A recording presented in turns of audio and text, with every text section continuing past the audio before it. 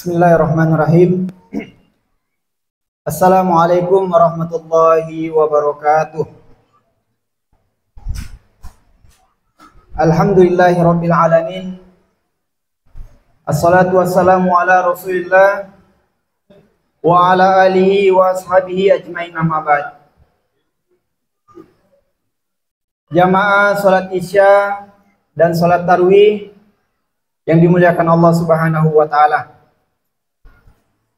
Bersyukur kita kepada Allah Subhanahu wa taala karena alhamdulillah pada kesempatan malam hari ini, yaitu di malam ke-21 Ramadan, Allah Subhanahu wa taala masih memberikan kita nikmat, yaitu nikmat kesehatan dan nikmat kesempatan. Dua nikmat ini yang kadang-kadang bahkan seorang muslim lupa bahwa karunia ini sangat besar. Ada orang yang diberikan kesehatan, tapi Allah Subhanahu wa taala tidak mengizinkan untuk diberikan kesempatan. Ada juga di antara kaum muslimin yang diberikan kesempatan tapi kesehatannya tidak memungkinkan. Oleh karenanya jemaah sekalian, kita patut bersyukur kepada Allah Subhanahu wa taala. Kemudian salawat dan salam semoga senantiasa tercurah kepada junjungan kita Nabiullah Nabi besar Muhammad sallallahu alaihi wasallam. Jemaah sekalian, pada kesempatan malam hari ini kami ingin mengajak kepada jamaah sekalian untuk kita kembali merenungi esensi dari kita melakukan ibadah di bulan Ramadan ini. Apa yang kita lakukan selama sebulan penuh atau ibadah yang kita lakukan di dalam bulan Ramadan ini, sebagai seorang yang paham, kita ini mengharapkan yang namanya ketakwaan. Sebagaimana dalam surah Al-Baqarah yang sering kita dengar, di ujung dari surat tersebut itu la'allakum tattaqun.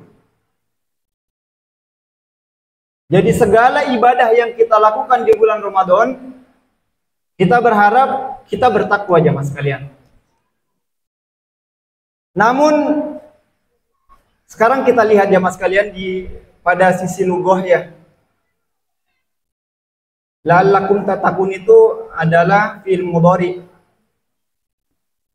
atau kata kerja yang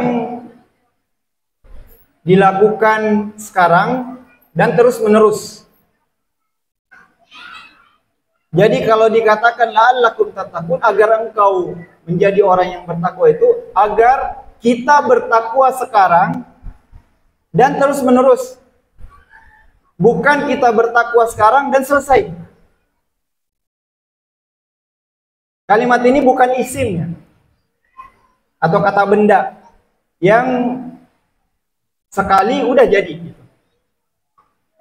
Sehingga kita berpuasa atau kita melakukan ibadah di bulan Ramadan, kita berharap setelah bulan Ramadan ketakwaan itu terus terbawa jemaah sekalian. Bukan hanya sampai di ujung Ramadan. Ini yang pertama jemaah sekalian. Kemudian yang kedua, ketakwaan ini mungkin ada kriterianya jamaah sekalian.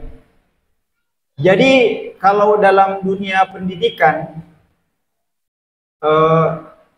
sering kita mendengar adanya evaluasi. Seseorang dikatakan sukses dalam pelajarannya ketika dievaluasi bagus hasilnya.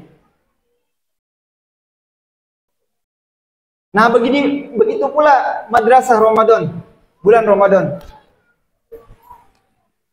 Ketakwaan ini memiliki kriteria, memiliki patron sendiri. Jadi seseorang dikatakan bertakwa itu seperti apa gitu jemaah sekalian.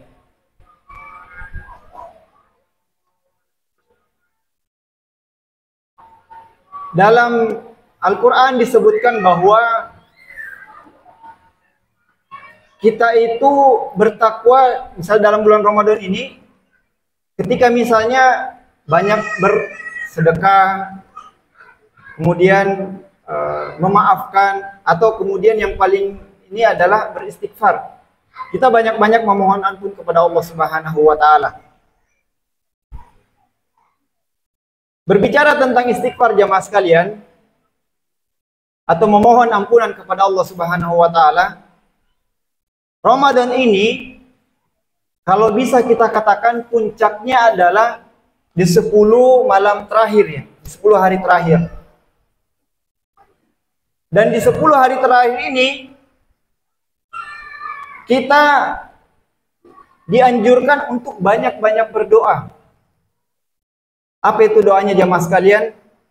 Ketika Aisyah bertanya kepada Rasulullah, "Wahai Rasulullah, apa ketika kami mendapati malam Lailatul Qadar, ya, yang puncak dari 10 malam terakhir ini, maka apa yang kami doakan? Apa yang kami minta jamaah sekalian?" Gitu kata Aisyah. Kemudian apa kata Rasulullah? "Allahumma innaka afun karim tuhibbul afwa fa'fu anni."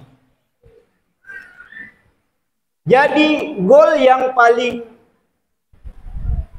tinggi, yang paling puncak yang harus kita capai itu adalah ampunan dari Allah Subhanahu wa taala, maghfirah dari Allah Subhanahu wa taala. Kalau seseorang menjalani bulan Ramadan, namun setelah bulan Ramadan dosa-dosanya, kesalahannya tidak diampuni oleh Allah Subhanahu wa taala, maka dia adalah orang yang celaka jemaah sekalian. Rasulullah SAW pernah mengaminkan doa malaikat Jibril 3 kali jemaah sekalian ketika beliau berkhutbah. Salah satu doa malaikat Jibril itu adalah, celaka orang yang mendapat di bulan Ramadan tetapi dosa-dosanya tidak diampuni oleh Allah Subhanahu wa taala. Ini jemaah sekalian, yang berdoa adalah makhluk yang paling mulia di langit.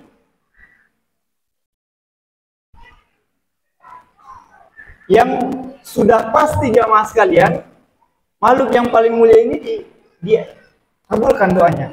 Dan kemudian diaminkan pula oleh manusia yang paling mulia di bumi ini, yaitu Rasulullah SAW. Maka jemaah sekalian, dari sini kita harus merenungi jemaah sekalian, bahwa sesungguhnya kita ini adalah orang yang betul-betul merugi. Kita memasuki bulan Ramadan, tapi setelah bulan Ramadan ini kita tidak suci, kita tidak bersih.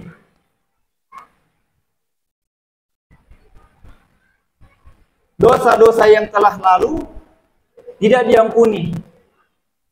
Padahal bulan Ramadan adalah bulan untuk penyucian. Bulan untuk kita membuat diri kita ini bertransformasi setelah bulan Ramadan menjadi orang yang bersih, jemaah sekalian.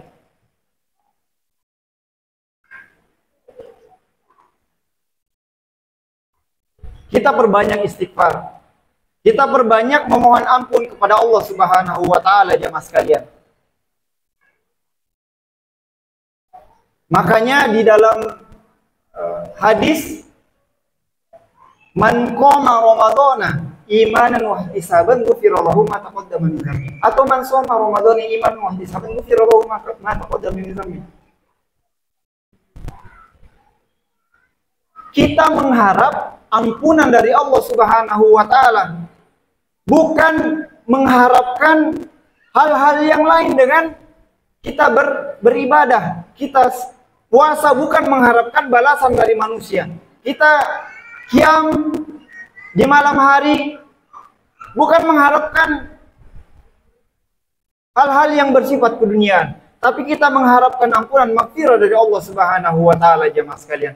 Oleh karenanya sekali lagi kami mengajak kepada diri kami pribadi dan juga kepada jemaah sekalian untuk senantiasa mendawamkan untuk memohon ampun kepada Allah Subhanahu wa taala. Bulan ini adalah bulan ampunan, bulan yang penuh dengan baratnya penghapus dosa-dosa kita, terutama dosa-dosa yang kecil, jemaah sekalian. Mungkin ini yang dapat kami sampaikan, semoga dapat bermanfaat. Subhanakallahumma bihamdik, asyhadu an la ilaha illa anta, astaghfiruka wa atubu ilaik. Assalamualaikum warahmatullahi wabarakatuh.